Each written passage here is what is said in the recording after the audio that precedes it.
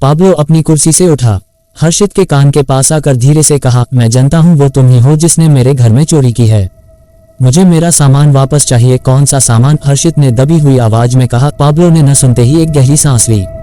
तुरंत ही नाचते हुए कपल की ओर मुखातिब हुआ और खुशी खुशी अंदाज में कहा, डिनर शुरू किया जाए। पाब्लो के ऐसा कहते ही कपल्स ही एक दूसरे पे टूट पड़े। किसी कपल में लड़का तो किसी कपल में लड़की के अचानक से दो बड़े दांत निकल आए। उन्होंने अपने पार्टनर के गर्दन पर काट लिया और गर्दन से बह रहे खून को पीने लगे। वे खून तक ही नहीं रुके, अपने पार्टनर के मरने के बाद उसका मांस भी खाने लगे। हर्षित ने ये सब देखा तो उनके तोते उड़ गए। उन्हें समझ ही नहीं आ रहा था कि उन्होंने क्या देख लिया है। अभय ने हर्षित को समझाया कि ये पिशाच हो सकते हैं, वैसे ही बड़े नाखून, बड़े दांत और वैसा ही वहशीपन जैसा उसने बचपन में किस्से कहानियों में सुना था। कमरे में हो रही चीरफाड़ को देख के पाब्लो को बहुत खुशी हुई। उसने भी अपने दांत बाहर निकाले और अपना चेहरा हर्षित के पास ले आया और उससे कहा, अब बताओ कहाँ है मेरा सामान? रमेश के पास। उसी ने हमसे वो वीडियो कैसेट ले लिया था। हर्षित ने एक सांस में सब कह दिया। कहाँ मिलेगा? रमेश, सेंट मारिया रोड पर बाएं से तीसरा मकान, दूसरा मंजिल, रोड के तरफ का कमरा। हर्षित अब पहले से ज्यादा डरा हुआ था। पाब्लो ने गार्ड्स को उस पते पर जाने को कहा। हरीश ने एक बार फिर अपने भाई को छोड़ने की बात की, पर यह बात सुनकर पाब्लो ने एक तीखी मुस्कान बिखेरी और हरीश को एक गार्ड के साथ एक कमरे में जाने को कहा। उस कमरे में जाते ही कुछ ही क्षणों में हरीश की चीखें सुनाई देने लगी। इस पर पाब्लो बोला, आखिरकार हरीश को अपना भाई मिल ही गया। आधे घंटे के अंतराल के बाद पाब्लो के आदमी सीडी लेके आए, पर रमेश उन्हें नहीं मिला। उनके मुताबिक रमेश गांव भाग गया है और सीडी वही कमरे में एक खास जगह छुपा गया था। पर पाब्लो को कुछ शक होता है और वो अपने आदमियों को दांत दिखाने को कहता है, जिस पर उसके आदमी मुंह नीचे कर लेते हैं। पाब्लो गुस्सा हो अपने पास रखी बंदूक चला देता है और उसका एक आदमी वहीं गिर जाता है। मुझे यानी पाब्लो को झूठ बोलने वाले लोग बिल्कुल पसंद नहीं। अजय ने झुककर उस आदमी के सिर पर लगी गोली को देखा। उसका रंग चांदी जैसा था।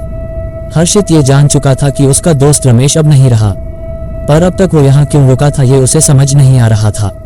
पाब्लो ने सीडी चलाकर चेक की। ये वही सीडी थी जिसमें उनके वैम्पायर होने का राज छुपा था। सीडी से कंफर्म होने के बाद पाब्लो ने कहा, हमारा काम हो गया बेटा, हमें जो चाहिए था वो मिल गया है। इतना सुनते ही अजय ने एक झटके में बंधी हुई रस्सी तोड़ डाली।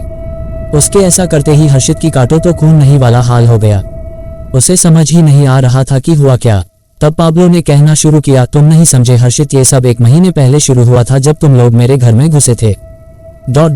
तुम और तुम्हारे 3 साथी मेरे घर में पैसा चुराने के लिए घुसे थे, पर तुमसे पहले कोई और घुसा था चोरी के लिए।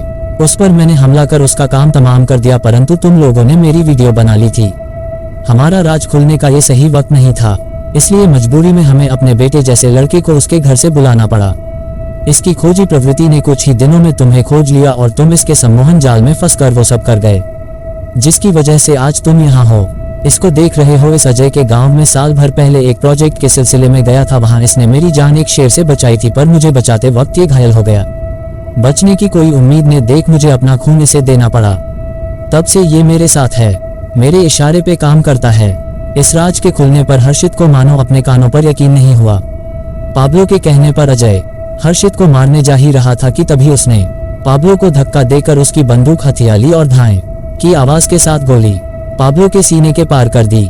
पाब्लो को मारने की वजह अजय बता पता। इससे पहले ही पब में बूम की आवाज के साथ एक बम फटा और दूसरी मंजिल का बेस गड़बड़ा गया।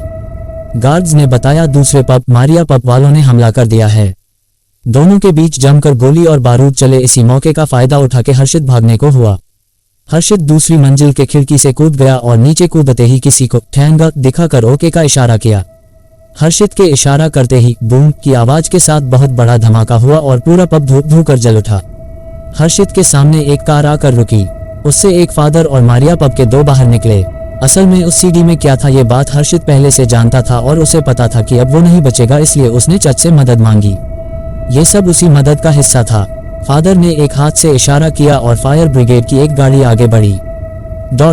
उसके नॉर्मल पानी में हॉली वाटर पवित्र जल मिला हुआ था। फादर ने उसे एक टैग दिया वैम्पायर हंटर का और उसे जाने को कहा। अब फायर ब्रिगेड के जरिए जलते हुए पब पर पानी डालकर उसे बुझाया जाएगा। इस पानी के स्पर्श से वैम्पायर कमजोर हो जाएंगे और फिर क्रॉस और चांदी की गोली और तलवार की मदद से सबको खत्म कर दिया जाएगा। हर्षित अपने रूम पर पहुंचा और आराम से सो गया। सुबह न्यूज़पेपर में पता चला कि पब में मरने वाले बहुत थे पर उनमें अजय नहीं था। चर्च के फादर को फोन किया तो पता चला उनका फोन स्विच ऑफ है। तभी एक मैसेज आया फोन पर, मैं तुम्हें देख सकता हूँ, तुम्हारी जिंदगी अब मेरे हाथ में है, नीचे देखो। हर्षित ने घबरा कर नीचे देखा तो उसे अजय एक खूबसूरत कार के साथ दिखाई दिया।